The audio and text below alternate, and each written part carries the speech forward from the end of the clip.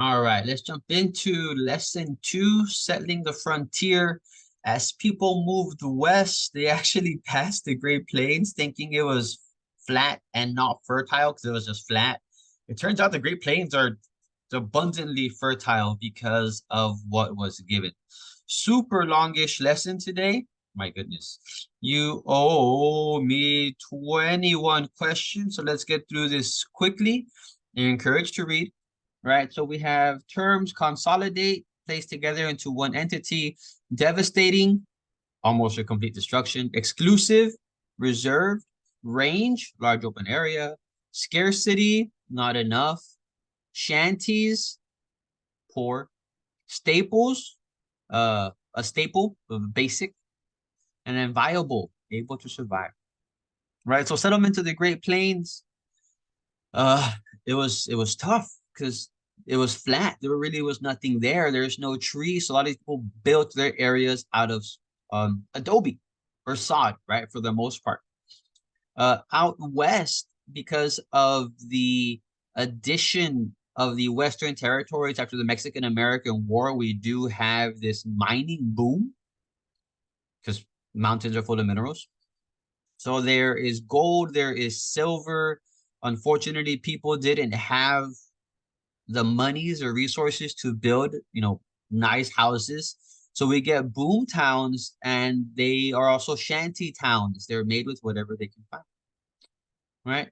In the time, most mining claims were consolidated into holdings belonging to large companies. So companies would buy and then they would resell. A lot of this stuff was done by hand. It You found gold, you found gold. If you didn't, most of them didn't. So it was kind of unfortunate, right? There is a cattle boom also happening in the country as cattle from Texas, it's making its way north to the railroads, right? So here's Texas.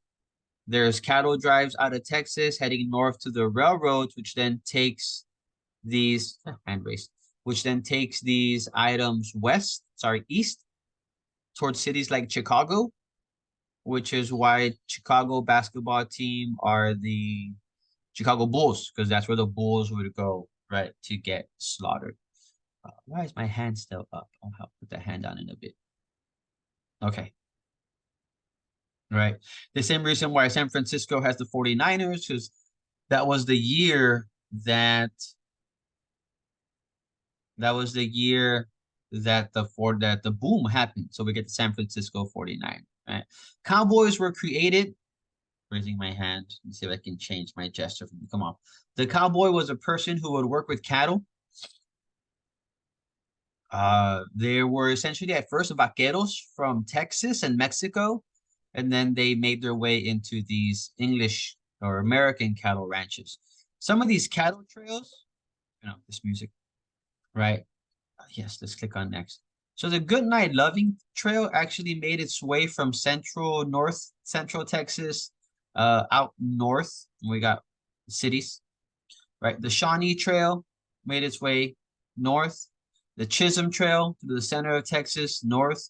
The Western Trail, north to these railroad cities.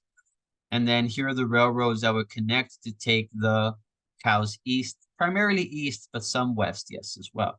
Here are all these trails and how they would meet up with the railroads. I like this map. Nice map.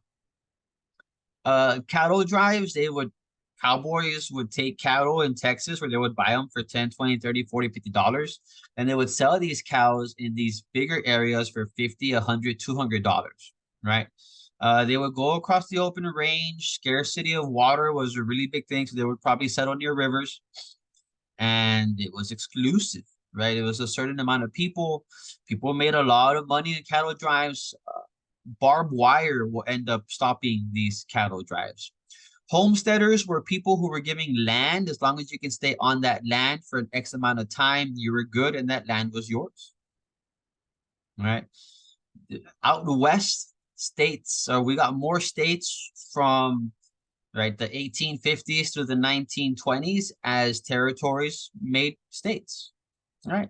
The Dakotas, Wyoming, New Mexico, Oklahoma, and then you have 21 questions. I hope it helped.